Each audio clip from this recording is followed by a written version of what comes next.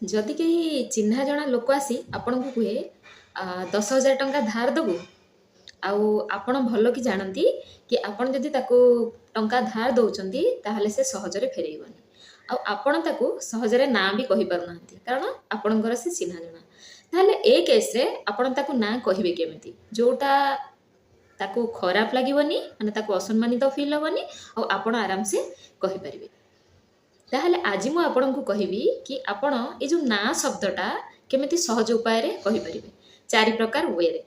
ଆଉ ଆଉ ବି ଏଇ କଥା କହିବି କି କେଉଁ କେସ୍ରେ ଆପଣ ଲୋକମାନଙ୍କୁ ବିଲକୁଲ ବି ନା କହିବେନି, ମାନେ ନା କହିବାରେ ରେଷ୍ଟ୍ରିକ୍ସନ୍ ବି ଅଛି। ଆମମାନଙ୍କ ଜୀବନରେ ନା ଏମିତି ଅନେକ କଥା ଅଛି, କେବଳ ପଇସା ଧାର ମାଗିବା କଥା ନୁହେଁ, ମାନେ ବହୁତ ସାରା ଜିନିଷ ଅଛି ଯେଉଁଟା ଆମକୁ ସାମ୍ନା ଲୋକ ବାଧ୍ୟ କରେ କରିବାକୁ, କିନ୍ତୁ ଆମ ମନ କି ଆମ ହୃଦୟ ବିଲକୁଲ ବି ସେ କାମ କରିବାକୁ ରାଜି ନଥାଏ। ସାମ୍ନା ଲୋକ ଆପଣଙ୍କୁ ଯାହା କରିବାକୁ କହୁଛି ସେଇଟା ତାର ନିଡ଼ି, ଆଉ ଆପଣ ଯଦି ସେ କାମ କରିଦେଲେ ତାହେଲେ ତା ପାଇଁ ହେଲ୍ପଫୁଲ୍ ରହିବ, କିନ୍ତୁ ଆପଣ ଫସିଯିବେ। ଯେଉଁ କେସ୍ରେ ଆପଣ ନିଜେ ଫସୁଛନ୍ତି କି ଆପଣ ନିଜେ ହଇରାଣ ହେଉଛନ୍ତି, ସେଠି ପିପୁଲ୍ ପ୍ଲିଜ୍ କରିବା ପାଇଁ କି ସାମ୍ନା ଲୋକକୁ ଖୁସି କରିବା ପାଇଁ ହଁ କହିବା ଅପେକ୍ଷା ନା କହିବା 100 ଟାଇମ୍ସ ବେଟର। ଏ ନା ଶବ୍ଦଟା ନା ଆମେ ଆମର ଅଚିହ୍ନା ଲୋକକୁ ସହଜରେ କହିପାରୁ, କିନ୍ତୁ ଗୋଟେ ଚିହ୍ନା ଜଣା ଲୋକକୁ ସହଜରେ ନା କହିବାକୁ ଆମକୁ ନିଜକୁ ଗିଲ୍ଟି ଫିଲ୍ ହୁଏ।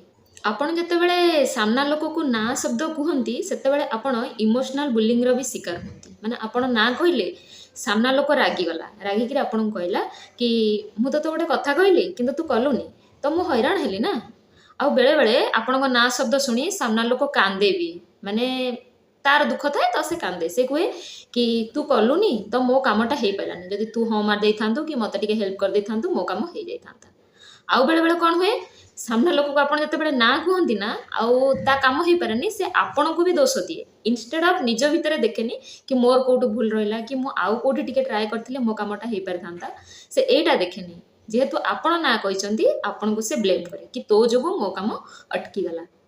ଗୋଟେ କଥା ଜାଣନ୍ତି, ଏସବୁ ନା ହ୍ୟୁମାନ୍ ଟେଣ୍ଡେନ୍ସି, ମାନେ ମଣିଷର ଚିରାଚରିତ ଅଭ୍ୟାସ ଏସବୁ। ଆଉ ଆପଣ ଯଦି ତାର ଷ୍ଟେଟମେଣ୍ଟ କି ତାର ଏସବୁ ପ୍ରକାର ଇମୋସନାଲ ବୁଲିଂ କି ତା ଦୋଷାରୋପ, ତା ରାଗ, ତା କାନ୍ଦ ଏସବୁ ଦେଖି ଆପଣ ନିଜ ମନ ଆଉ ହୃଦୟକୁ ବଦଳେଇ ଦେଲେ, ତାହେଲେ ଆପଣ ନିଜେ ହିଁ ହଇରାଣ ହେବେ, ଆପଣ ନିଜ ମନ ଆଉ ହୃଦୟର ଅଗେନଷ୍ଟରେ ଯିବେ। ସାମ୍ନା ଲୋକକୁ ନା ଶବ୍ଦ କହି ନିଜକୁ ପ୍ରାଥମିକତା ଦେବାରେ କିଛି ବି ଅପରାଧ ନାହିଁ।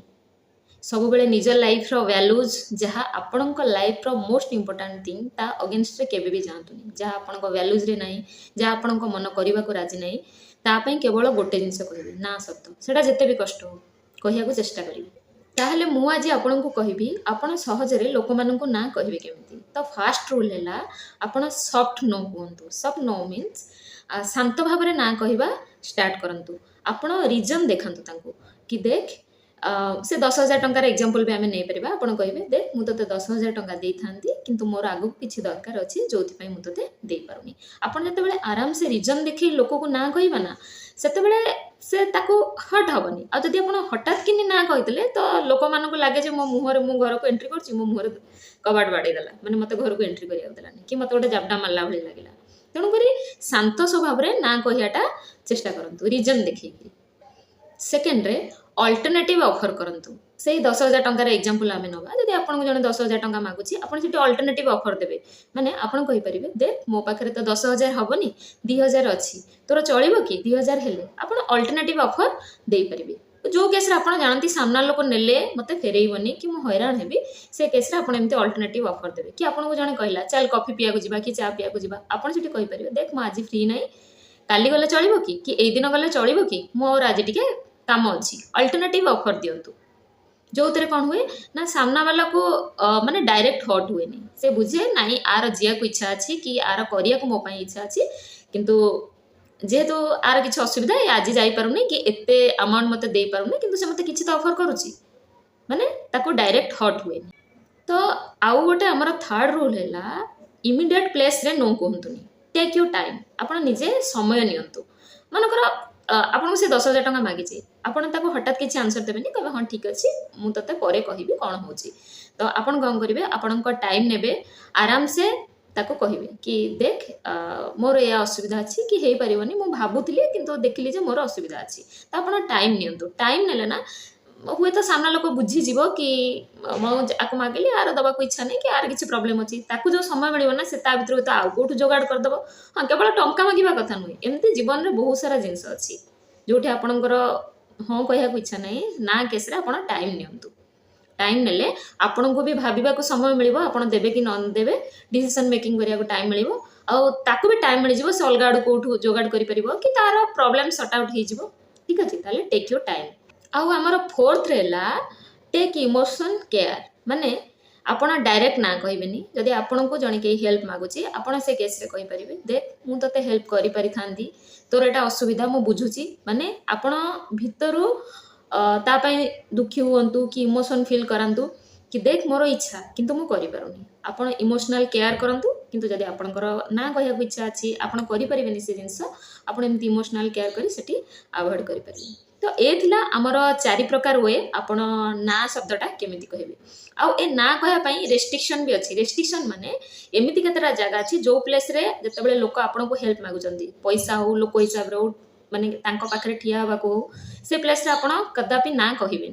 मनकर जनकर बहुत खराब समय पड़छि आपण सेटा रियलाइज भी करचंदी यार बहुत खराब समय पड़छि से समय रे आपण जानि सुनी ताको ना कहिबेनी जदि आपण ताको हेल्प करि परिबे जदि आपण कैपेबल ताले से केस रे हेल्प करंतु टंका रे हो माने लोक बळ रे हो कि कथा रे हो जोतरे भी हो आपण ताको हेल्प करंतु से केस रे आपण ताको ना कहंतुनी। तो मो मत रे एमती तीनटा जिंस जोठी कि हमको बिल्कुल भी ना कहया कथा न जदि कहार डिमाइज हेची कि कहार डेथ हेची आ से केस रे से आपण को हेल्प मागुची किछि भी हेल्प मागुची से केस रे ना बिल्कुल भी कहबेनी।